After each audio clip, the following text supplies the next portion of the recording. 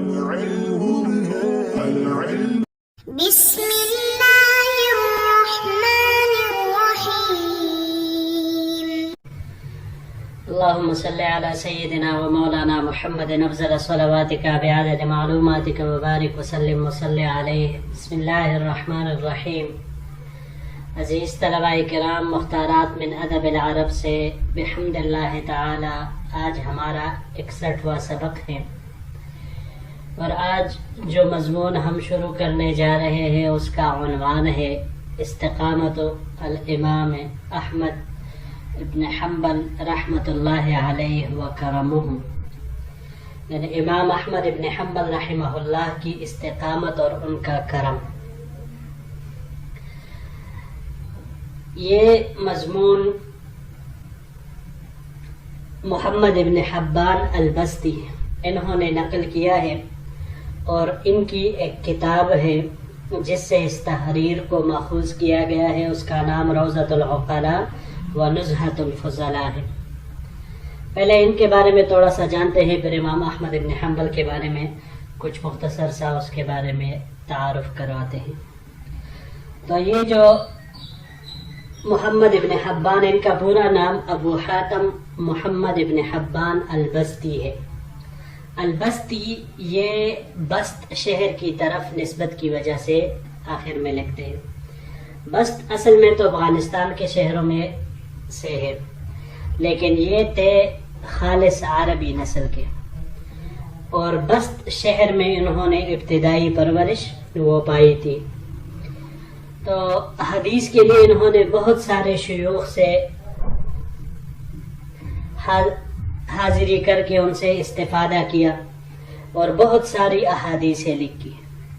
ان کا اپنا ایک مقام اور مرتبہ تھا.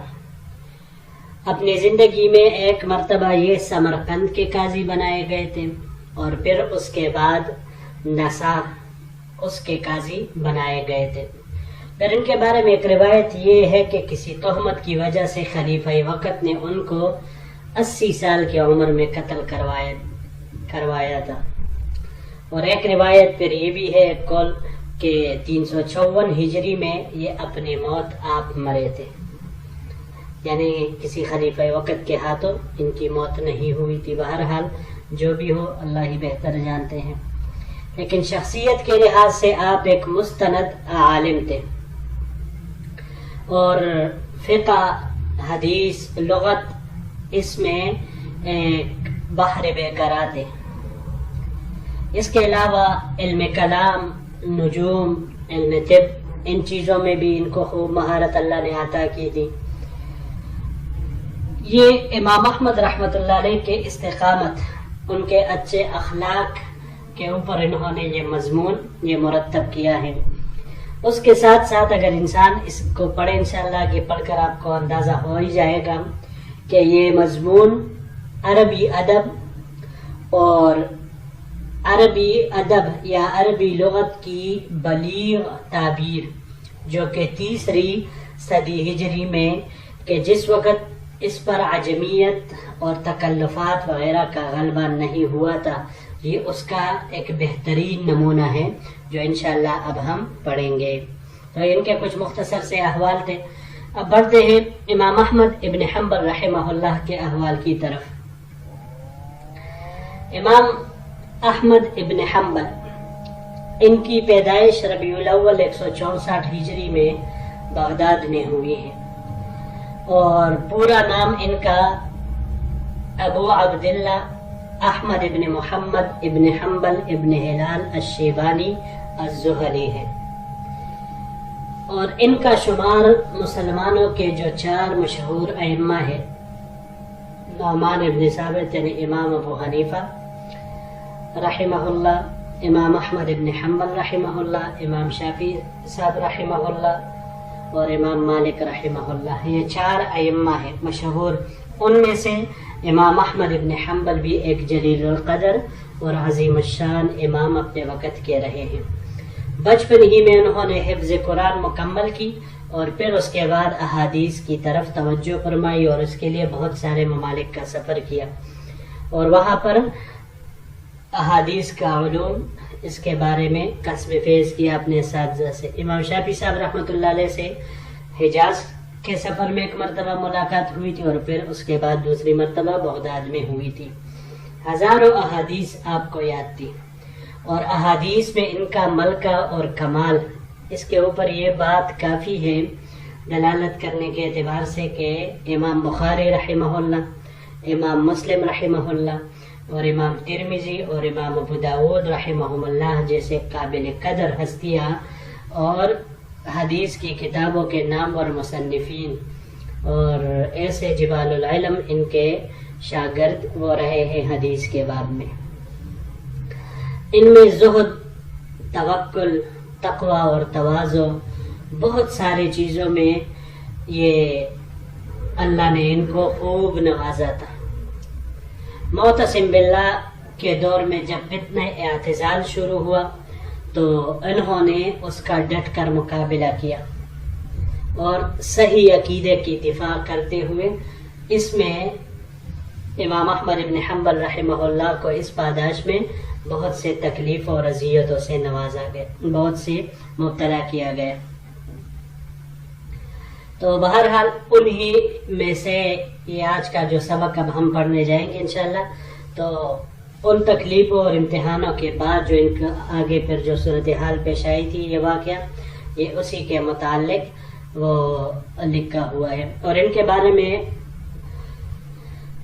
جو علامہ علی المدینی رحمہ اللہ ہے جو حدیث کے امام ہیں، وہ فرماتے ہیں کہ اللہ تعالیٰ نے ایام ردت میں جس طرح حضرت ابوبکر صدیق رضی اللہ تعالیٰ عنہ کے ذریعے سے اسلام کو عزت بخشی، اسی طرح ایام فتنہ میں امام احمد ابن حنبل رحمہ اللہ کے ذریعے سے اسلام کو عزت بخشی. ان کی وفات کے بارے میں آتا ہے کہ 241 ہجری میں یہ وفات پا گئے تھے اور ان کا جنازہ اتنا بڑا جنازہ تھا کہ اس کو دیکھ کر بہت سارے غیر مسلم وہ دائرہ اسلام میں داخل ہو گئے تھے ان کے جنازے کو دیکھ کر، اتنی کثرت کے ساتھ اور اتنا بڑا جنازہ. چنانچہ عبد الوہاب وساق یہ کہتے ہیں کہ اسلام اور جاہلیت کے دور میں ہمیں کبھی بھی اتنے بڑے مجمع کی خبر نہیں ملی جتنی کہ امام احمد ابن حنبل رحمہ اللہ کے جنازے میں تھی. ان کی مشہور کتاب مسند امام احمد ابن حنبل رحمہ اللہ ہے جو کہ پڑھائی جاتی ہے. جی تو بڑھتے ہیں اپنے سبق کی طرف.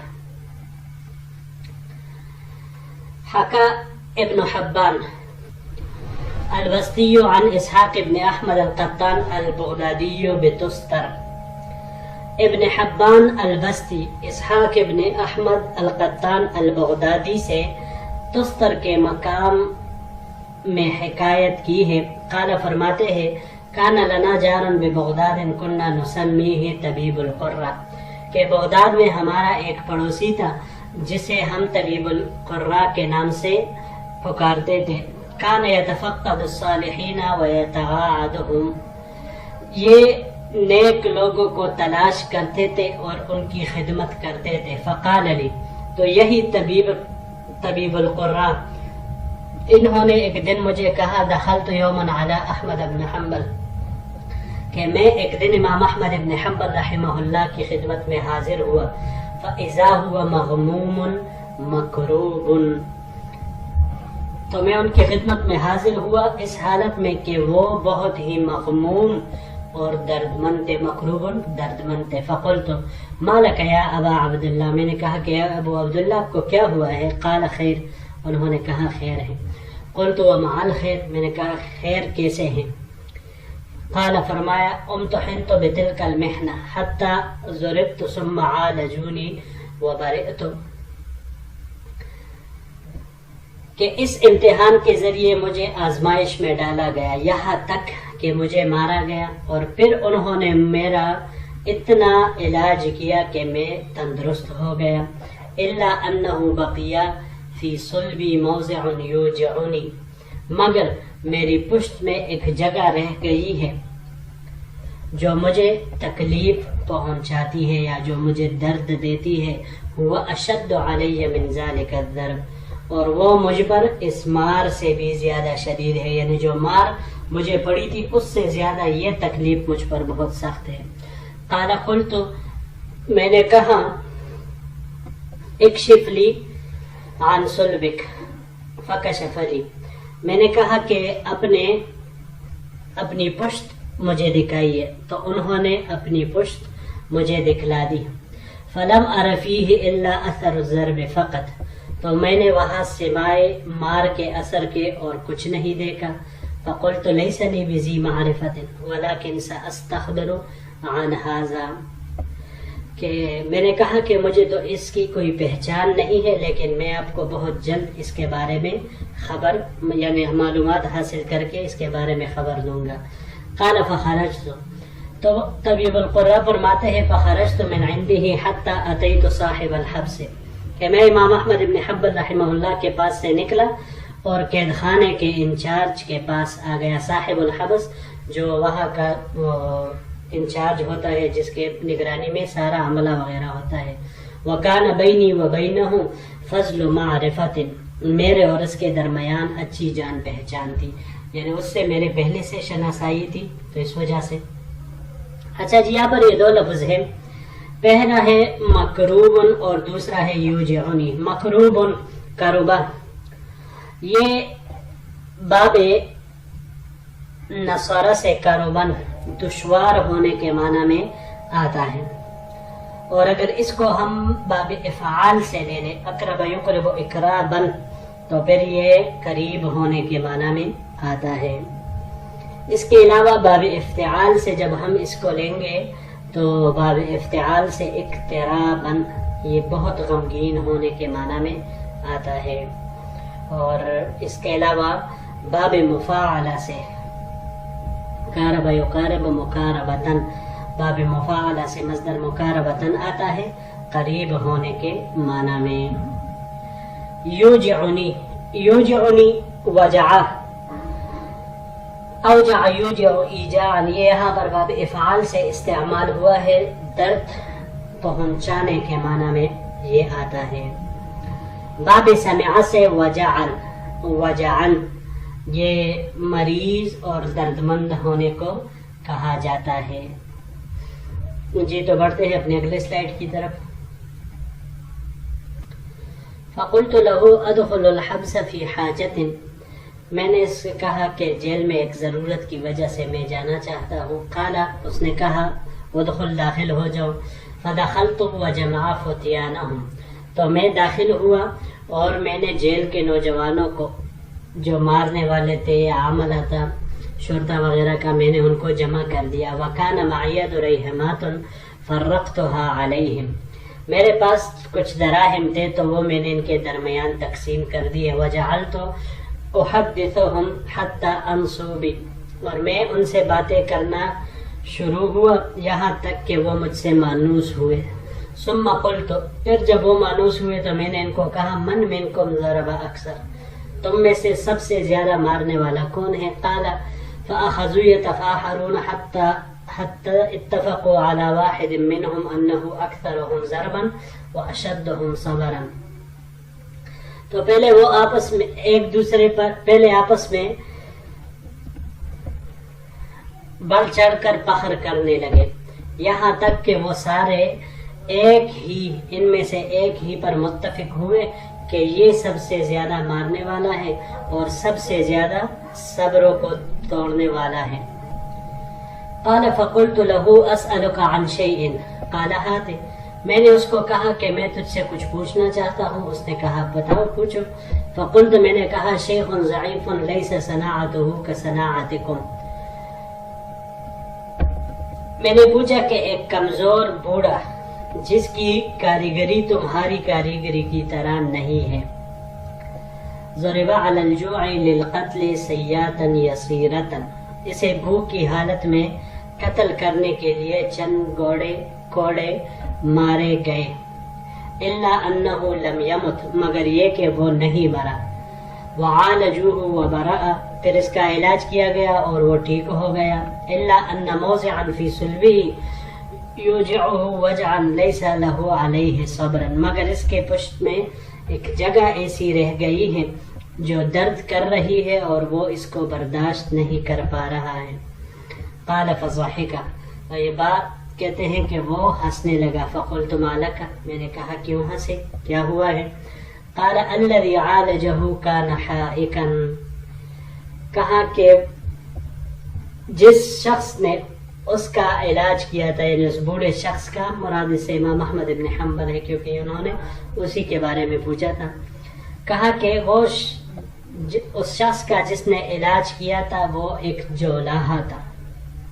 فقلت ایش الخبر، ایش الخبر ای شیء الخبر، کہ یہ کیا بات ہوئی، یہ کیا کہہ رہے ہو؟ قال ترک فی صلبہ قطعۃ لحم میتۃ لم یقلعها، اس نے کہا کہ اس کے پش میں جولاہے نے مردہ گوشت کا ایک ٹکڑا چھوڑ دیا تھا جسے کیڑا نہیں تھا، یعنی پھر اسے نکالا نہیں تھا بلکہ اس کو ادھر ہی چھوڑ دیا تھا. قلت فما، یہ پھر انشاءاللہ اگلے درس میں اس کو اس کے ساتھ جوڑیں گے. اچھا جی، فتیان فتح کی جمع ہے، یہ نوجوان کو کہا جاتا ہے. سیاتن صوت کی جمع ہے، باب نصر سے صوتن، یہ کوڑے مارنے کے معنی میں آتا ہے. حائکن، حاکتن، حوکتن، اس کی جمع آتی ہے. باب نصر سے حوکن یا حیاکن، حیاکتن، بننے کے معنی میں آتا ہے، اسی میں استعمال ہوتا ہے. اور لم یقلعها، قلعہ، قلعہ یہ باب نصر سے، قلعن اور باب تفعیل سے قلع یقلع تقلیعا، جڑ سے اکیڑنے کے معنی میں آتا ہے. اور اگر باب سمعہ سے لے تو پھر مصدر اس کا قلعن بھی آ سکتا ہے اور قلعتن بھی آ سکتا ہے. یہ زمین پر جم کر نہ بیٹھنے کے معنی میں استعمال ہوتا ہے. اور اگر اس کو باب فعال سے لے تو پھر اس کا مصدر اقلع یقلع اقلاعا، باز رہنے کے معنی میں یہ آئے گا. اور باب افتعال سے اس کا مصدر اقتلاعا آئے گا، چھیننے کے معنی میں. جی تو عزیز طلباء کرام، یہی تک ہمارا آج کا سبق تھا. انشاءاللہ العزیز اگر زندگی رہی تو اگلے درس کے ساتھ پھر آپ کی خدمت میں حاضر ہوں گے. السلام علیکم ورحمۃ اللہ وبرکاتہ.